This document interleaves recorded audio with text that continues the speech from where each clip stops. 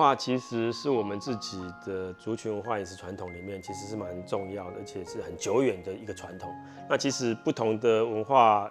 族群，其实他们在自己的饮食文化中，也多多少少都有这种类型的这种产品。那它很重要的特色是说，其实在更早期，像客家族群，它也是在山间活动为主，然后也都主要是以所谓的农业活动当成它主要的这个产业生计的一个基础。那可是农业活动或者是传统的农业经济有一个很重要的特征，就是农产品会随着不同的季节可能会盛产。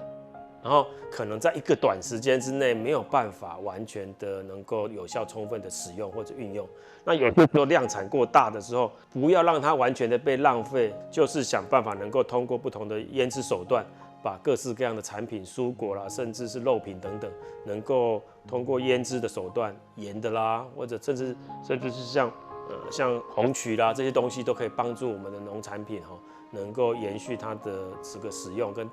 加长它储存的时间，其实也是因为通过这个腌制的技术跟手段可以发挥一个开展出不同的产品的滋味所以在腌制技术各种不同的腌制技术之中，都可以把同样的一个